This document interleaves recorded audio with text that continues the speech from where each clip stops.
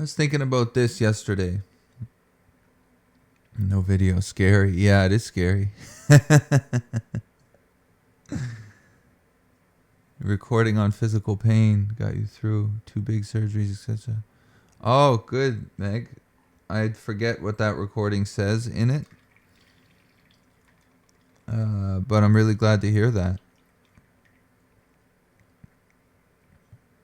What's that recording say in it, Meg?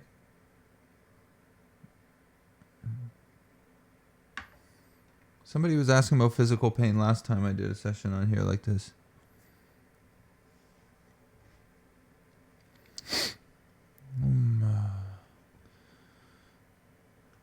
That's great that it helped. 2 big surgeries.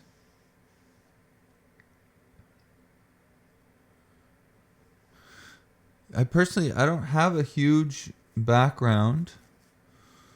Can't even remember. But I used it a few times a year. Okay. I don't have a huge background personally in physical pain, especially like chronic pain. I have a lot in psychological pain though. And when it comes to this message of not two or non-duality, the question really arises on to who that pain is arising to. Because pain's arising for sure. Physical pain, let's say. Arising in the body, obviously, yeah. Now, if the pain is my pain, I know this from the psychological side of things. Like, let's say my depressive thoughts or something. When those come up, if they're taken as my thoughts, then I'm going to inflame those thoughts a lot. Yeah. Because like the thought that I'm worthless, for instance, which would be a common one in my head, or the thought that it's my fault, something's my fault. When that comes up, that's arising. Yeah, that's like a program development, let's say. If that thought is taken as my thought, then that turns into a very meaningful endeavor, that thought.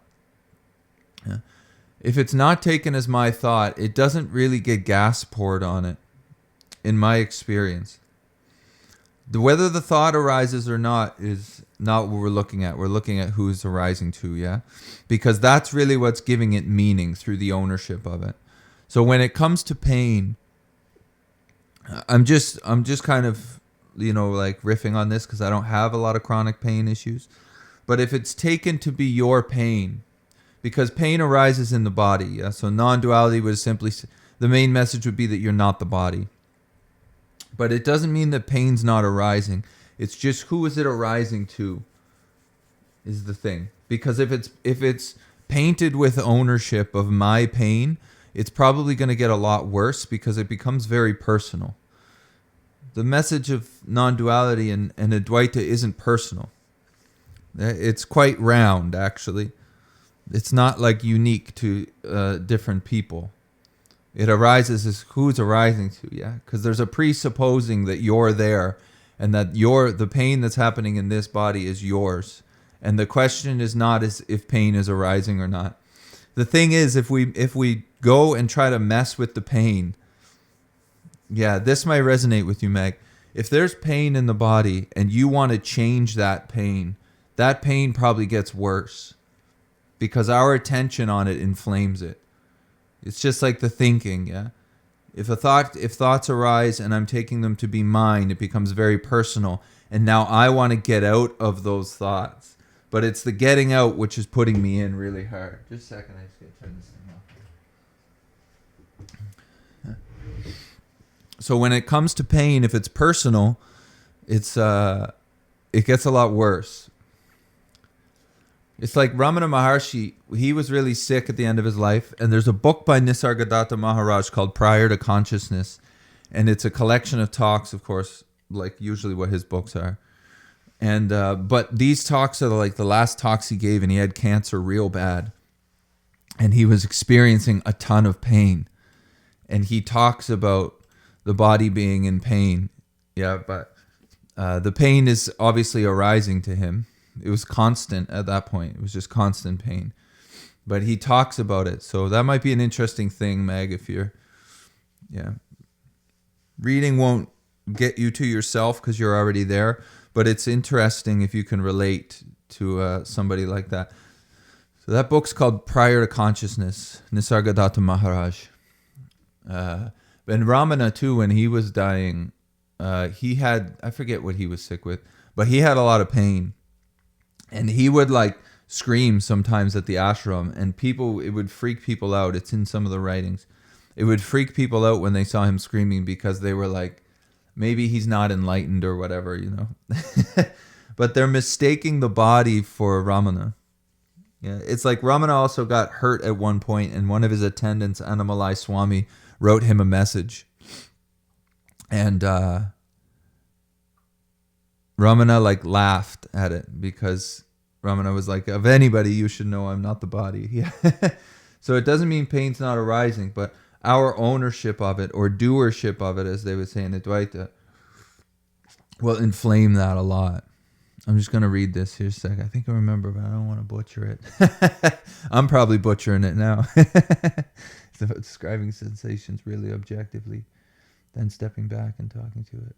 Oh, yeah, okay. Like it's a form. Yeah, okay. This was years ago.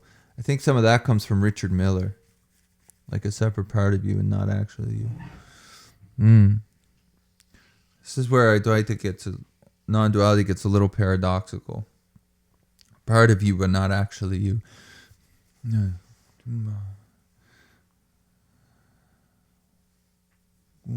So yeah. Describing sensations really objectively. Great. So we can see objectively, if we were looking at pain, yeah. There's an objective observation of pain. And then what we're looking at now here. You okay?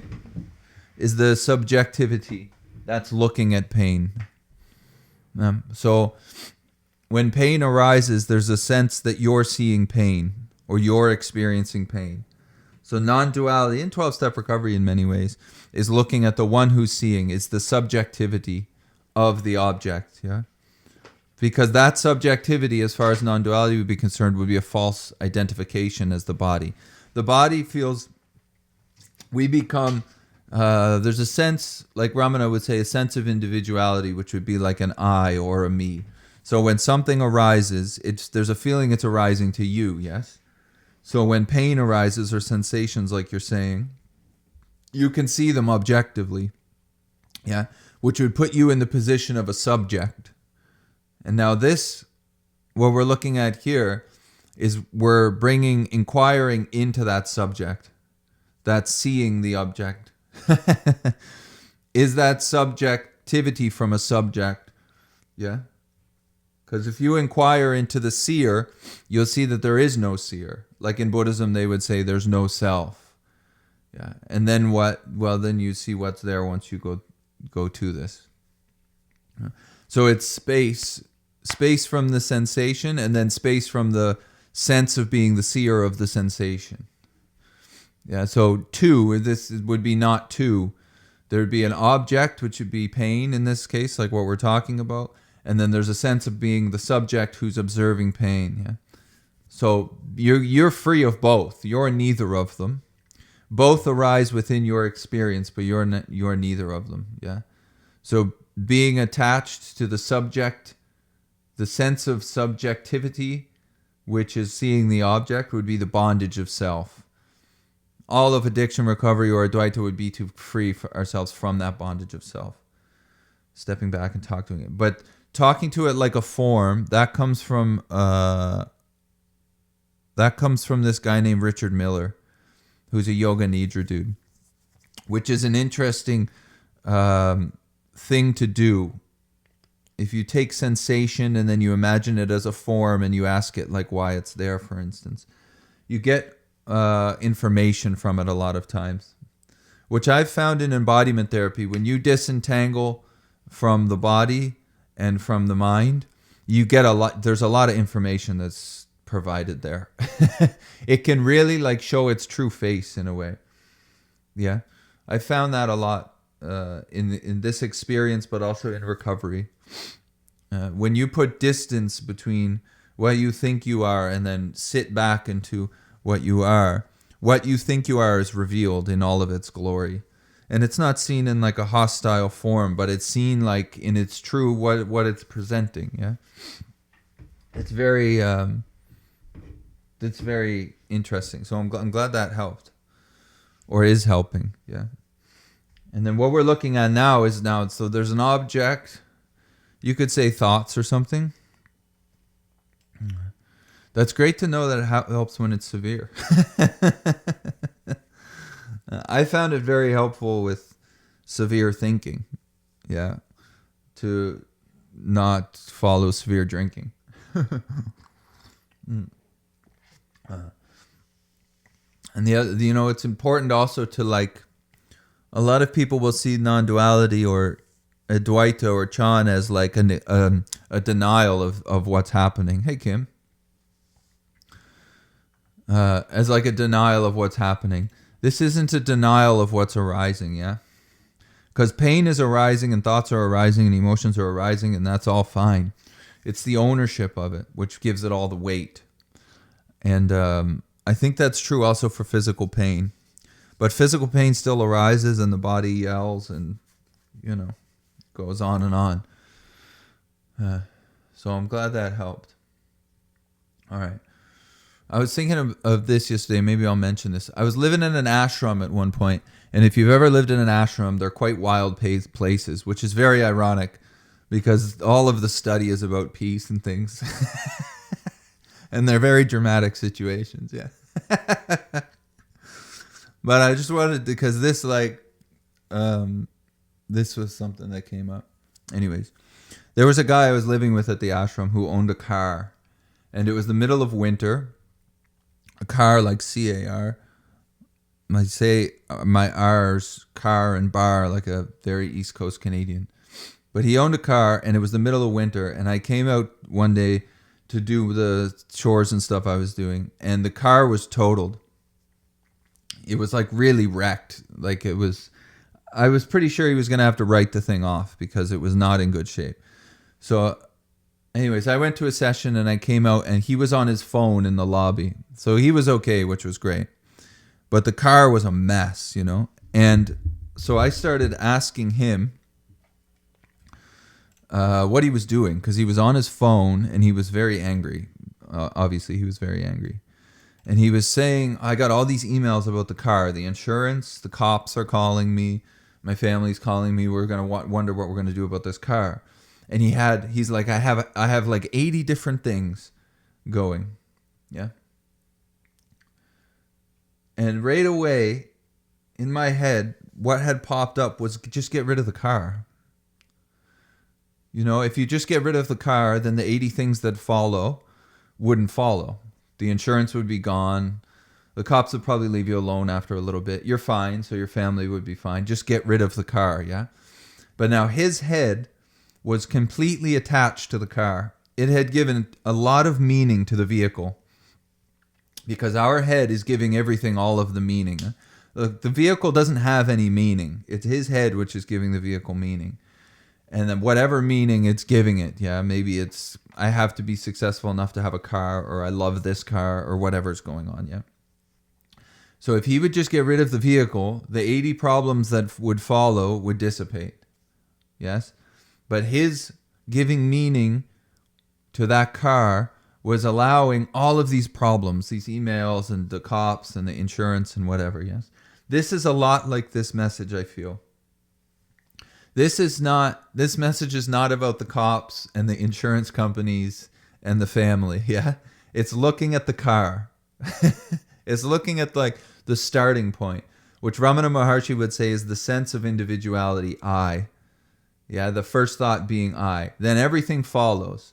Now our heads love to go and try to take care of life. Like they want to figure out the insurance company and the cops and the car, and the head wants to have it in this like beautiful structure of how it wants the world to work. And that does not work. We know that if you read the big book of recovery, it's in there quite obviously. Yeah, it's like they use the example of the play. Like you have the lights set up and you have the actors and the actresses and whatever, and the whole thing, you have the script written, and it never goes as planned, yeah? So this is causing a lot of discomfort to the alcoholic. But this car was making my buddy freak out, yeah? And he wasn't seeing that if you just get rid of the car, yes, then the other problems wouldn't come. But it's not really the car, is it? It's the meaning that's given to the car from his head. So he's not seeing that.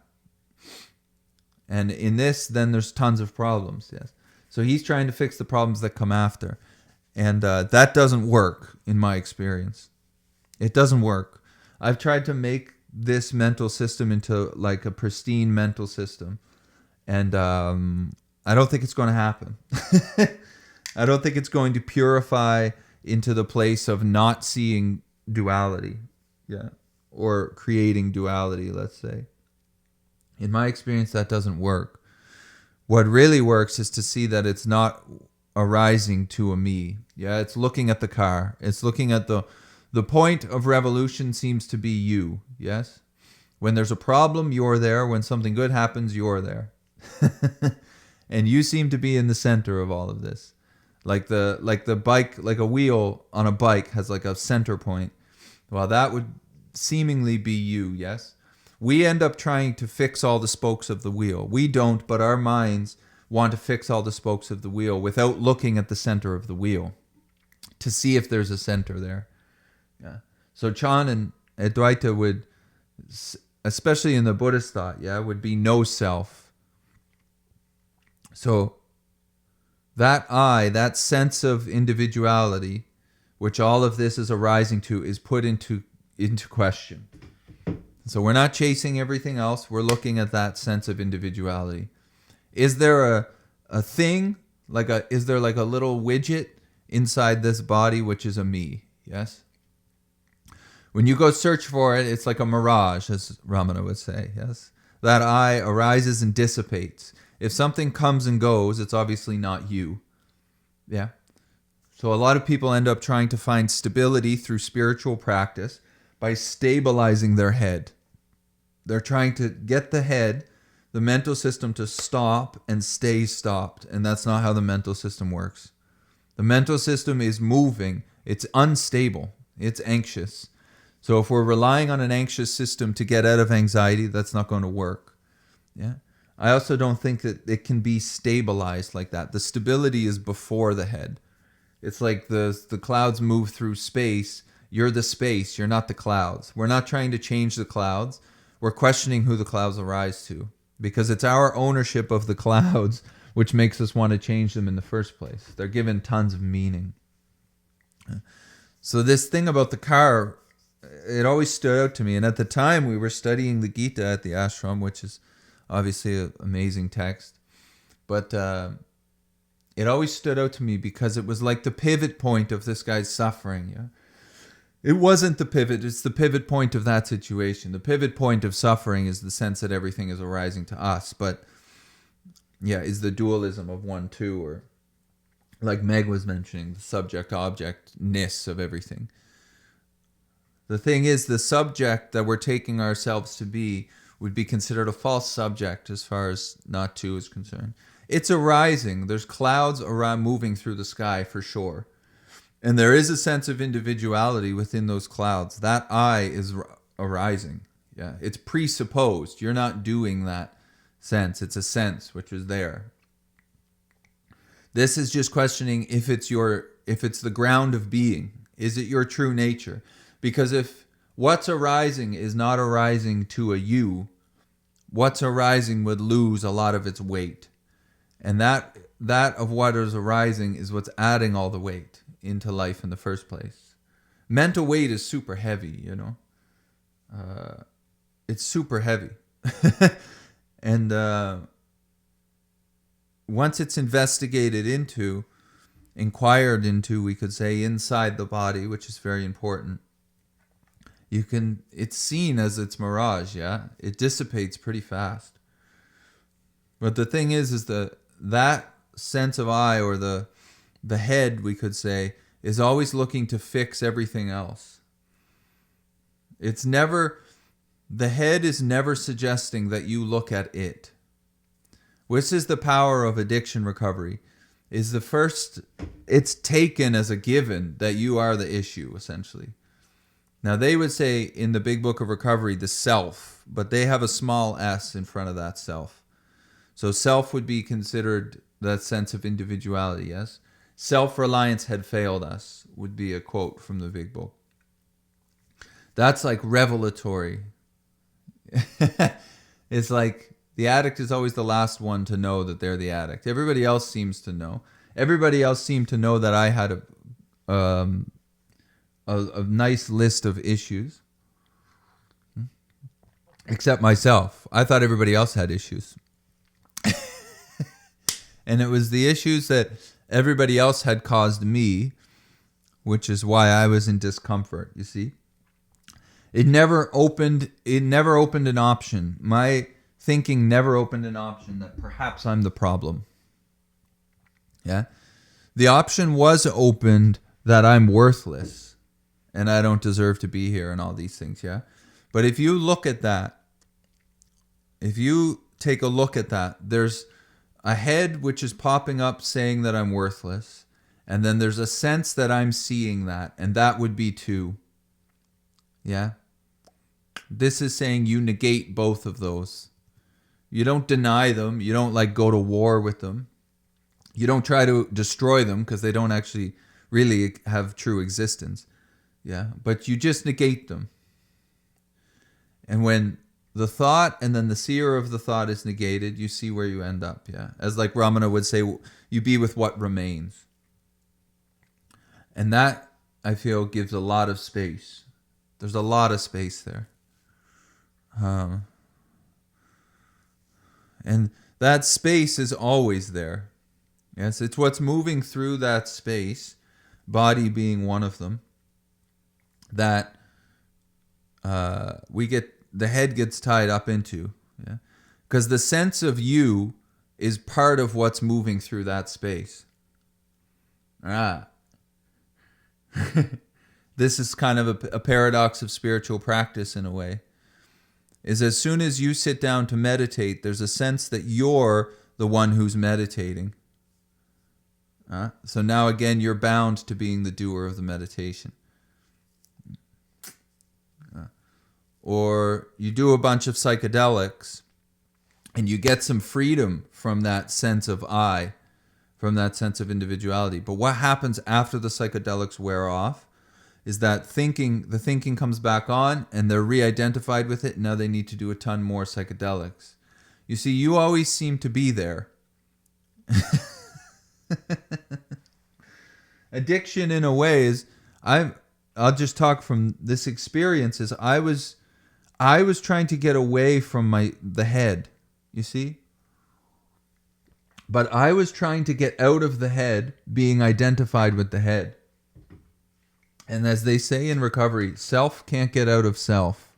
Not big S self from Ramana, but small S self from recovery. You can't get out of yourself as yourself.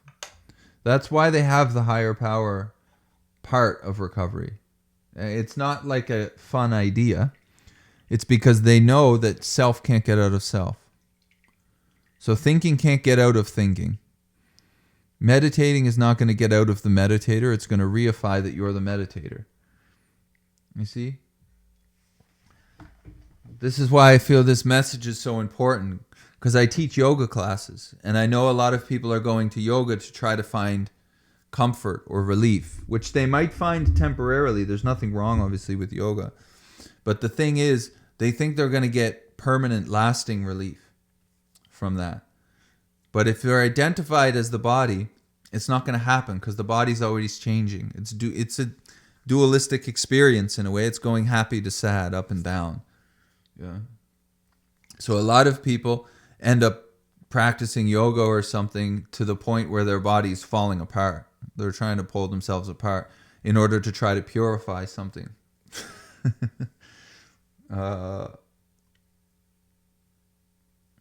Yeah. I've tried all these techniques, you know.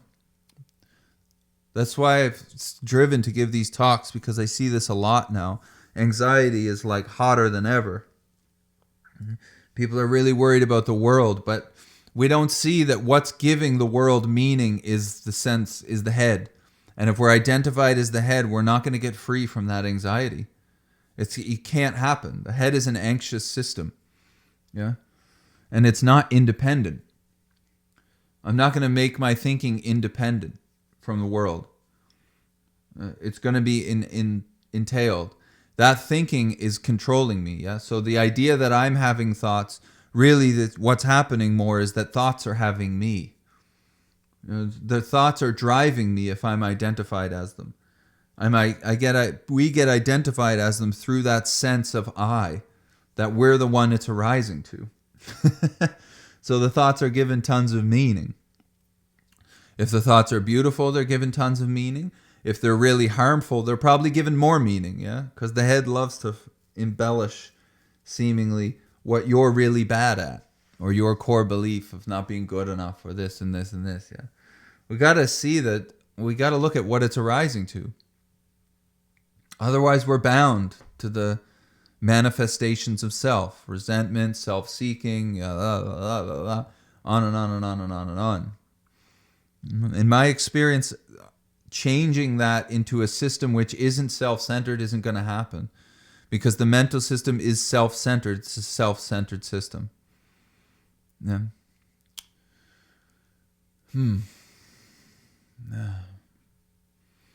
Let's see. Somebody put a question up here. Meg, the addiction mentality is so grasping and deceiving, though. They're crazy. It's like all my problems come back to addiction, yet somehow I forget that each time. If that makes sense. It's like all my problems come... It's crazy. The addiction mentality is so grasping and deceiving. They're crazy. It's crazy, sorry. It's like all my problems come back to addiction, yet somehow I forget that each time. Bam. The problems come back to the self. Yeah. Addiction lives in something. Like if a computer has a virus, yeah, that computer operates under what the virus is telling it to do, essentially. Right? That would be considered a virus. The computer's been taken over by the virus. In addiction, the addiction has to land in something, and it's landing in the sense of self, which would manifest through the thinking. You see? So addiction recovery, this is my experience. This is not an AA meeting or something. I'm just sharing from my experience. Addiction recovery is looking at the... addiction is a mental malady, so it's looking at the mind. Yeah? It's looking at the mental. And it is very deceiving, for sure, which is why a lot of addicts, in a way, move all faith over to a higher power. Yes? Because self-reliance has failed us. Not just in addiction, by the way. Self-reliance has failed us in general, for a lot of people. That's why they come to talks like this. Because they're seeing that there's something which has got them tied up. Oh, that's funny. The thing that has us tied up is our sense of I. Yeah. It's just weird that addicts have to remind ourselves time after time. Yes, but that's not unique, no? It's not, it wouldn't just be addicts who have to remind themselves of that. It would be everyone. I know a lot of people in spiritual practice who aren't addicts who it goes off. Yeah, they go, as Ramana would say, it goes to second and third person. The thing about addiction is addiction turns self-centeredness up. It like turns the volume way, way high. Yeah? So it's like Wei Wu Wei would say 99% of thoughts are about a you that doesn't exist. Well, for an addict, it's like 299% of your thoughts are about you. And you'll know this if you're in addiction recovery, because you've experienced it. You know what it's like to be driven by self-centeredness. Yes? We all do, in a way. It's just not pointed out. But when you hear a message like non-duality, it gets pointed out, and you start to see, damn, maybe what I'm identified as is what's driving this ship, and that's what's got me bound, is the sense of me. Yeah. And then what you notice is every time that you make a move to try to get out of that, yeah, that's the sense of self again. That's I. Every time there's a move made. Yeah. Which is why in many texts, Ramana or Nisargadatta would say, just be. You give up the movement. Because every time you try to get out of yourself, it's reifying that you're in that self. And then why in addiction recovery, they just say right to the higher power. Yeah, they take all the responsibility off the individual and they put it on the higher power. Because we can't get out of ourselves. But when it's put into a higher power, which in a way, self-inquiry would be doing this same thing. You're trusting self-inquiry or the space that you're going to land into, which you already are. Yes? People lose that sight. They don't do it. Their head loses sight of the higher power in addiction recovery, I find. And then they start to take control again. Now, the head starts to take control again, and then things seemingly fall apart. Which, by the way, sometimes has to happen. Yeah. Relapses are not always negative things. Sometimes it's what turns the coin.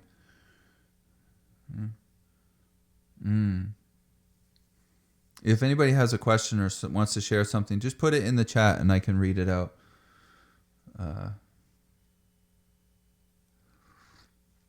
It's useful. This is not like a teacher thing. Yeah. So this is not like I'm teaching something. This is not how this would get approached. This is something that has made this experience a lot more comfortable. And I would consider has worked as a solution. This is what I found a lot with spiritual practice and addiction recovery, by the way, personally. I wasn't getting a solution for a long time. Now, a solution would be considered something that lasts, yeah? I was getting like hits, maybe for a few months at a time of feeling good, but it wasn't a solution. Spiritual practice wasn't becoming a solution because I had to keep returning to the practice and things keep seemingly falling apart. Yeah.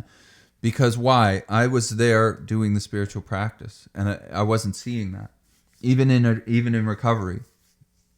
And in recovery, there's two ways I approached recovery. One was an affirmation, was like, I'm going to get this, which is the same way I would often approach spiritual practice. I'm going to get this, yeah? Unbeknownst to me, being I'm going to get this is the problem. You see that? I'm going to understand this, or I'm going to grasp this. That I'm is the issue. But I'm operating under this for a long time and seemingly not getting a sit. So the outcome of that practice or the outcome of that recovery, wow, that was like affecting me a lot, yeah. And it wasn't landing me in this ultimate peace, which I could read about. Yeah. Ramana would say, being ourselves reality. It's like, well, it doesn't feel like that, no? So maybe we're identified with something that's not the reality, which would be what you're not. Ultimately, everything in an absolute place is arising from reality, so it is part of reality. But that affirmation that I'm going to get this will not, in my experience, you're still going to be there trying to get it. Yeah. So both in quote-unquote spiritual practice and recovery, what's worked best for me is negation. Which Wei Wu Wei writes about a lot, the negative way. Negating. Whatever pops up, you negate. So you would meet it with I'm not that. Eventually even negating the one who's saying I'm not that. Yeah. The sense of being the seer, the sense of being the doer, the thinker, the taster, the toucher, the feeler, all of these things would get met with I'm not that. And if you're familiar with recovery, when you do step 4, you're examining the manifestations of self, which would be the manifestations of the sense of individuality, which you're not. Very important to see how you were defeated. Yeah, because the manifestations of self are what have defeated us. Very important to see that.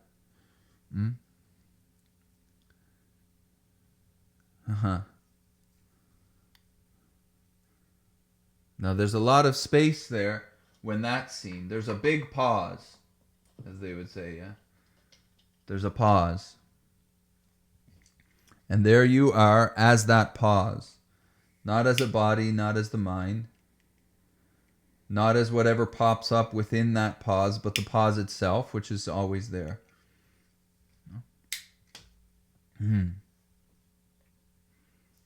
Nice. All right, I got this.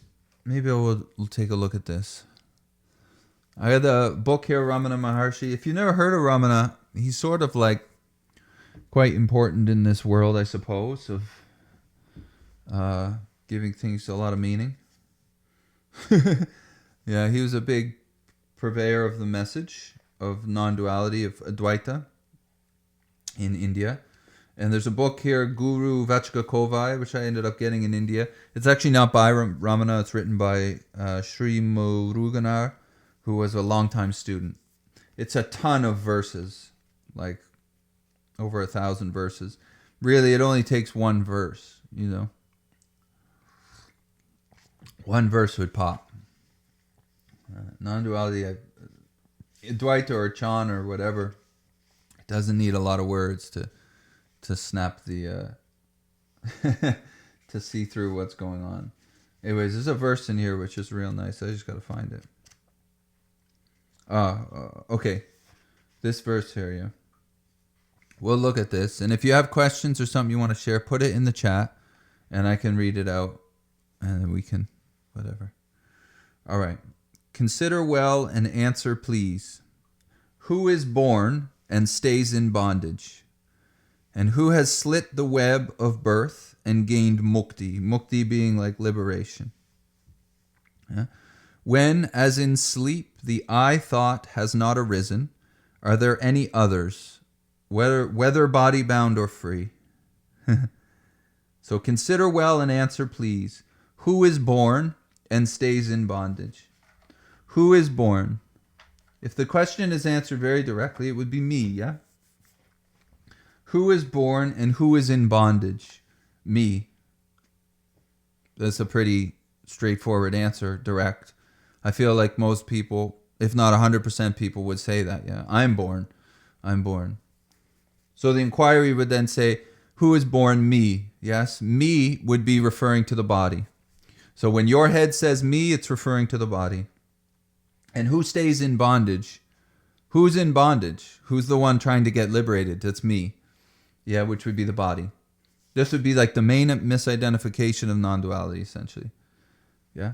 Now, if that me goes and looks for liberation, it's reifying that sense of me. Yeah? Whereas if you read, who is born and stays in bondage, and it says me, okay, what am I? I'm the body. Not two would say, well, you're not the mind or the body. So you're not the me or the body itself. So then that would need some inquiry, probably to sit with, yeah? For some people, it smacks them right away. Yeah? Who is born? Me. And who stays in bondage? Me. Well, then the primary question of Ramana Maharshi is, who am I? Yeah? What's the me? Is the me a thing? Is there something inside this body, or is this a thought? Because Ramana would also say that what you are is essentially a bundle of thoughts, and those thoughts come and go. So what feels that it's super bound is me. I do. Me. You see? Can you see that the problem is this self-centeredness? Me, I, me. Yeah. I was born, and I'm in bondage. So if we refer to that me, what is born and what is dead. Now, there's a Zen teacher named Banki, or Banke, or I don't know how you pronounce it, who has written whole things on the unborn. You are the unborn. Yeah. So what comes and goes, what is born and what dies, is what you're not, would be negated. Does that mean it's going to explode and not exist? No. You're not doing it in the first place. It's like a program. It's a mechanical program of arising, you see? So as soon as the big thing about this sentence, who is born and who stays in bondage? Who stays in bondage? I do. Now, if you're not the I, every time your head goes and looks to something to try to get free, if you're not seeing that it's your I, or the sense of me, which feels that it's in bondage, if you don't see that you're not that, you're going to be running around for a long time looking for freedom. This is the thing. that sense of me being in bondage, in my experience, the only way to see that that is not in bondage is through negation. If I'm chasing after retreats and all these different things, practice after practice, and I'm trying to get rid of bondage as a me, it's not going to happen. Because it's dualistic, you see? There's a me trying to get free of something. This program of the head is dualistic. It's not going to become non-dual. What you are is already non-dual before all of this arising. So this is a very important point. Who is born and who stays in bondage? Me. Well, then who am I? Yeah. What is the thing that feels that it was born and feels that it's in bondage? Most importantly, that it's in bondage. Because if it's in bondage, then it needs to get free from that bondage. And it's going to do a bunch of stuff to make us what it thinks is a thing into a not thing. And what thinks it's a thing is not going to become a not thing as a thing. See, it's already a not thing before that. And then the next thing says, and who has slit the web of birth and gained mukti? Mukti being liberation or freedom. Who has slit the web of birth? Yes? So who was born? Me. So we're back to the starting point. If you notice, all of this stuff comes back to me. Me, I. Who do the thoughts arise to? Me. Who does pain arise to? Me. Who is worried? I am. I. Me. You see the self-centeredness? It all comes back to that point. If that point is not put into question, everything after it is just going to keep running us around. On and on and on and on. And if you have a bunch of depressive thoughts like I used to live with a lot, boy, it's a lot of running. And you end up getting super tired. And eventually the only way that you think to get out of it is to end it somehow. Yeah, which would be by ending the body.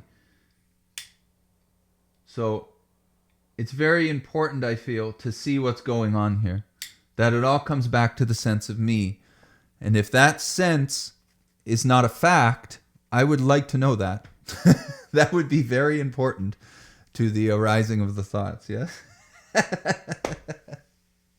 Who has slit the web of birth? Who was born? I was. I, again, referring to the body. Yeah? So who's born? I was. Who's in bondage? I am. Who's going to get out of birth? Meaning who's going to die? I am. That's a big worry. I am. Oh, I'm going to die. So now I got to worry about that. And who's going to gain mukti? Yeah? Who's going to gain liberation? So if the head was to get liberated, who's going to gain liberation? I am. Now, if you're not that I, and you were to inquire into that, that would suggest that maybe you're already liberated. Being ourselves reality, Ramana would say. Being, not to become. So it's not like a bunch of work to become reality. Yeah? Being ourselves reality. So if that's true, which I'm going to suggest it probably is from Ramana, because he seemed to know what was going on. Being ourselves reality. If you're already that, then what is looking to get out of bondage? That would be the sense of me, and now you're back to the I. What is that I? Is there something in the body that is that I? Or is it a thought that's moving? Yeah? Because if it's a moving thought, it comes and goes. And I don't feel like that's going to get liberated. I feel like it's a coming and going.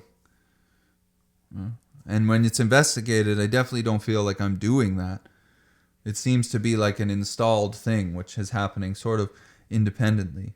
Yeah. So this happens a lot. Then slit the web of earth and gained mukti. Some people get a glimpse that they're, I don't know, let's say the glimpse that they're not that I. And then what happens is the thinking comes back online. Yeah. But they think that they were there to experience their absence. So they think they're there to experience the head arising again, and now they're not enlightened. So they're flipping back and forth. Yeah. So there's a sense that I'm going to get free. That would be a sense of self-centeredness getting free of self-centeredness. And the program is self-centered, so that wouldn't happen, yeah? It's like freedom's going to get claimed by self-centeredness. That would put me in a bad position. Because the head would be telling me I'm not self-centered anymore, but it's operating from the standpoint of self-centeredness, which means now I'm getting driven again. Gee, that's really interesting, yeah? When, as in sleep, the I thought has not arisen. So, when you go to bed at night, seemingly a lot of people like going to sleep, especially when they get older. Perhaps that's because of the relief they get from the head when they're asleep, yeah? Because that sense of I doesn't seem to be there when you're asleep. So there's a big break. Whew, we need a break from the sense of I. And it comes through sleep, yes? Well, the bondage of it comes through our identification with the body, with the arising of that I in the first point. Yes, so I've noticed this a lot. Actually, this is interesting. This is just kind of presenting itself to me. When I used to get super depressed, I would sleep a lot. And it was the alternative from me doing stuff to my body that was not helpful. Yeah, which would mean harmful. I would sleep a lot because I would get a break from that self-centeredness, you see? Because I was taking myself to be what was arising in the head. Oh, man. When you sleep, that sense of being the one it's arising to is not there. But there's something which obviously is still keeping this tree lit up, which would mean that that sense of I is non-existent. This word gets really messed up a lot. Yes? I was going to say a little bit, but it's not a little bit, it's a lot.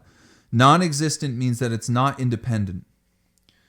So the sense of being an individual is the sense of being individual, independent from others, yes? This would be a mistaken sense. It's a misunderstanding of the head. It's not independent. And that causes a lot of things, a lot of issues, right? Because something that thinks it's independent is very entangled with everything else because, yes, that's reality. It's not existent. It doesn't have a reality of its own. Your thinking does not have a reality of its own. It's a programmed thinking on the things that have happened to you. Like the Course in Miracles says, you only see the past. Yes? So when you're listening to this talk and you're hearing my voice, it's getting completely painted with opinions and ideas, all formulated from the past. You see, when I say these words, the head is trying to grapple this message. It's trying to grab it and it can't, which makes people really frustrated sometimes. So if you're sitting there and you're getting frustrated and peed off, that's probably a great sign. Because what's getting frustrated and peed off is not you. That would be negated, you see. Okay, so the I thought has not arisen when you're in sleep. So if something comes and goes, yeah, but you don't seemingly die. You don't die every night when you go to sleep. Yeah. If something comes and goes, then it mustn't be you because it's coming and going to something. When you wake up in the morning, the head comes back online. Yeah, a bunch of ideas and thoughts and stuff which seemingly seem to come up. They're taken to be yours because you're taking the self to be the body. Yep, and then we're entangled with them yet again. But they go when you go to sleep. So the I thought has not arisen. Are there any others? So the sense of otherness would be idea, would come from a sense of this, yes? If I'm taking myself to only be this body, then I'm taking everybody else's body to be their body. And then there's a sense of I and other, which would be subject and object, which would be two-ness. And this message is not two. So that would be negated and this would be negated. Not to say it doesn't arise within the experience. It's arising. Individuality is arising, yeah? So are there any others, whether body-bound or free? Whether body-bound or free. This is a recurring thing in Ramana. Are there any others, whether body-bound or free? Meaning if somebody's completely identified with their body or with whether they're free of it, who is it that's bound is the sense of I. It wouldn't be their true nature. So are they really bound? Or is it misunderstanding? Or like illusion or Maya, as they would say in India. Yeah. That's great. Like, that's just 5 things, you know? But it'll snap that thing. Who's born? I am. Who's going to die? I am. Who's bound? I am. Who's going to gain mukti? I am. It would be very important to look at that I, no?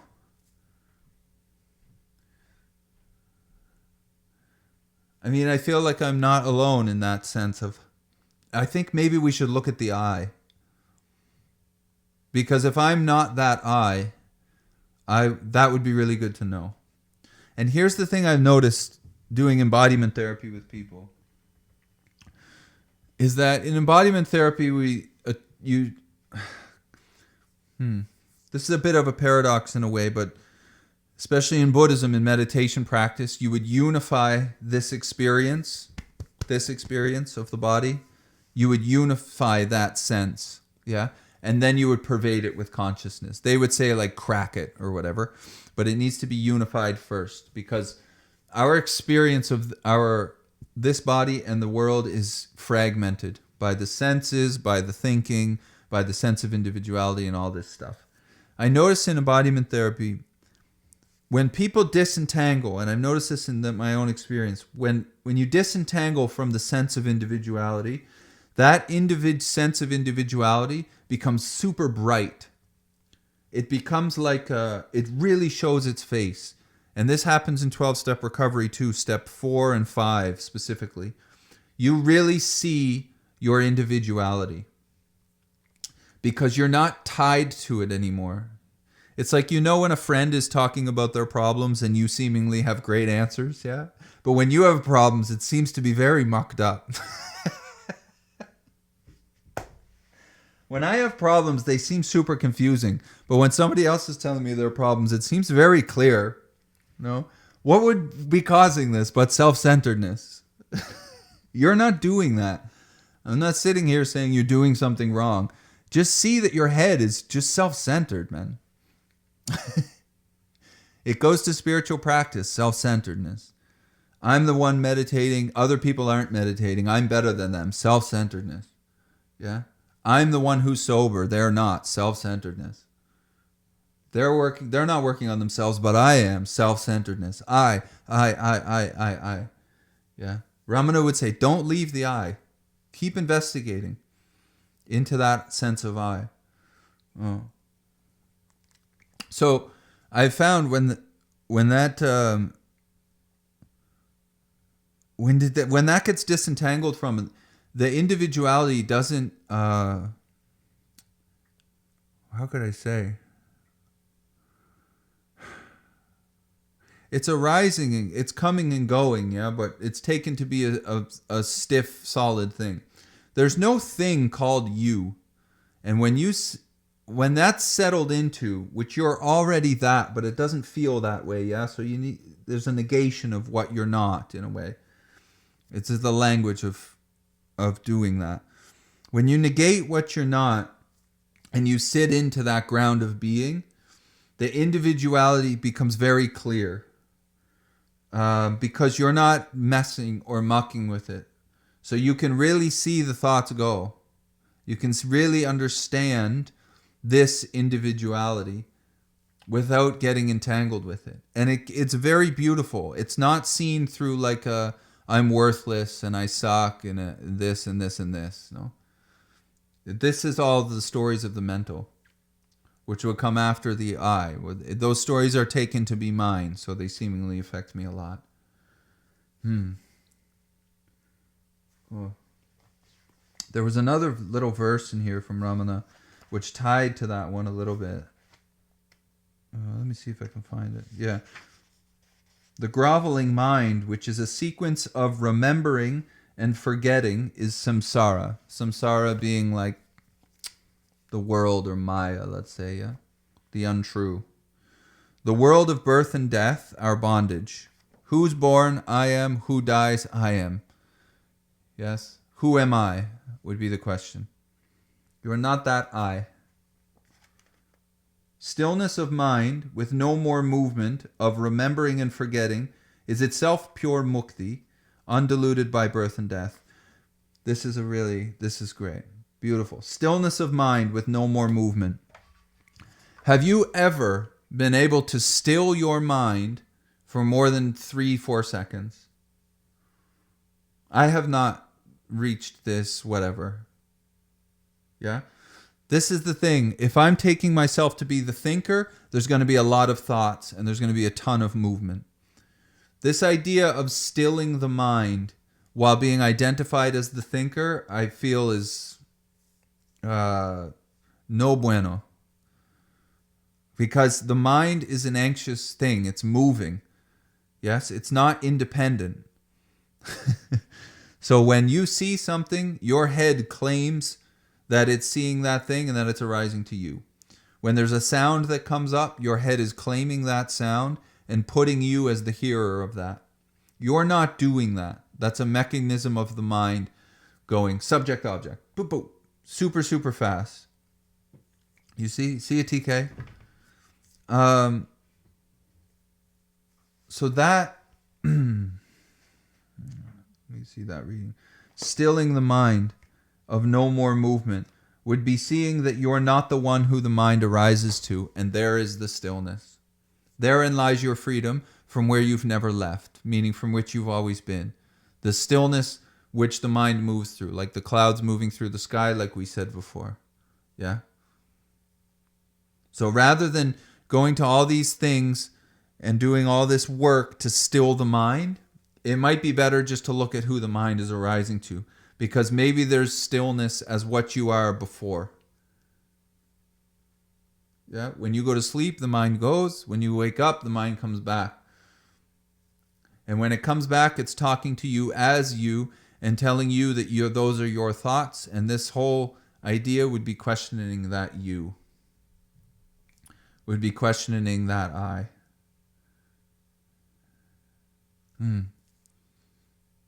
Yeah. All right. Anybody have any questions or something they'd like to add on?